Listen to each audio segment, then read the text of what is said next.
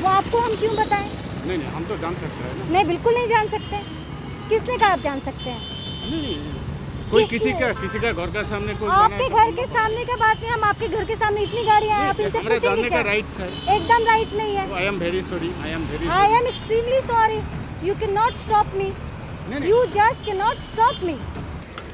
सिलीगुड़ी में यूं तो कई अहम मुद्दे हैं जिनके ऊपर लगातार काम होना चाहिए था, लेकिन दो महत्वपूर्ण मुद्दे ऐसे हैं जो आम लोगों से जुड़े हुए हैं और लगातार खबर समय उस पर कवरेज कर रहा है पिछले 3 सालों से।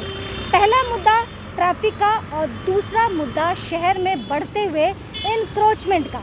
इस वक्त हम एक पॉश इलाके में, सेवक रोड के पॉश इलाके में खड़े हैं और आप देख सकते हैं कि सरकारी ज़मीन जो आपकी है, जो हमारी है, जिस पे हमें चलने का हक है, उसे किस तरह से बड़े बड़े लोग अपने प्रॉपर्टी घोषित कर सकते हैं, कर रहे हैं।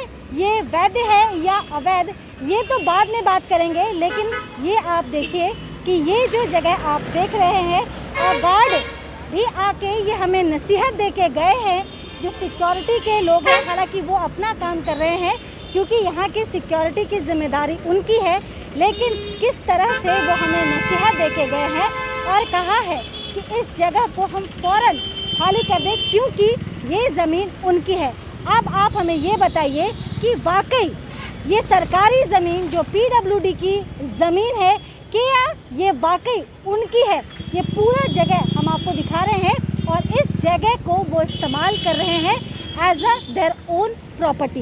ये पूरी जगह हम आपको दिखा रहे हैं। इस तरह से यहाँ पे एक कॉर्नर में इन्होंने ब्यूटिफिकेशन किया हुआ है, यानी कि ये जगह पूरी तरह से इन्होंने ब्लॉक कर दिया है। दूसरा जगह आने जाने के लिए यहाँ पे, तो उस दूसरी जगह भी उन्होंने देखिए कि किस तरह से चेन से इन्होंने ये जगह ब्लॉक किया हुआ है। शहर में इंक्रोचमेंट का मामला लगातार बढ़ता जा रहा है। समझ में नहीं आ रहा है कि इस पे प्रशासन की नज़र पड़ भी रही है या नहीं पड़ रही है, लेकिन हमारा दायित्व है कि हम हकीकत को आप तक पहुंचाएं और यही हकीकत हम आप तक पहुंचा रहे हैं कि आखिर शहर में जैम की समस्या क्यों बढ़ रही है, क्यों सड़क सिकुड़ता जा रहा है। इस तरह के लोग जो बड़े बड़े बिल्डर्स हैं, जो अधिक से अधिक मुनाफा कमाने के लिए सरकारी ज़मीन को हथिया रहे हैं।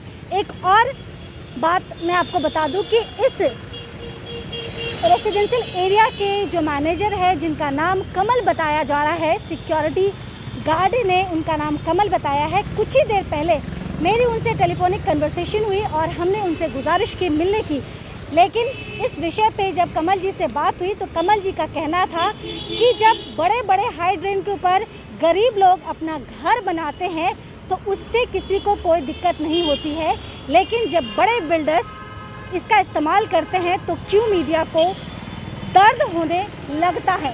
खैर, हम ये नहीं कहते हैं कि ये बड़े या छोटे की बात है, लेकिन अगर कुछ गलत है, अगर कुछ कानून के दायरे से आगे बढ़ के लोग करता है, चाहे वह अमीर हो या गरीब, गलत गलत ही होता है।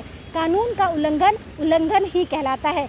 एक बात तो समझ में सभी को आती होगी कि अगर गरीब लोग जिनके पास कोई सहारा नहीं है, जो पूरी तरह से बेसहारा है, वो सड़क के किनारे अपना छोटा सा ठेला लगाते हैं जैसे इस तरह के लोग, तो समझ में भी आती है बात। लेकिन जब यही काम बड़े बड़े बिल्डर्स करते हैं अधिक से अधिक मुनाफा कमाने के लिए, तो किस हद तक ये जायज़ है।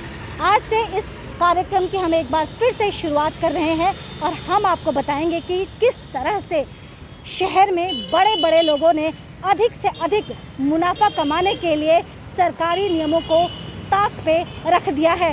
और उन्हें मज़े की बात यह है कि उन्हें अपनी गलती का एहसास तो नहीं है, साथ ही वह अपनी गलती को पुरजोर कोशिश करते हैं सही साबित करने के लिए। तस्वीर आप देख लीजिए और आप ये खुद तय कीजिए कि ये सरकारी ज़मीन है, इस पे मालिकाना हक किसका है। आपको नहीं लगता कि ये ज़मीन आपकी है?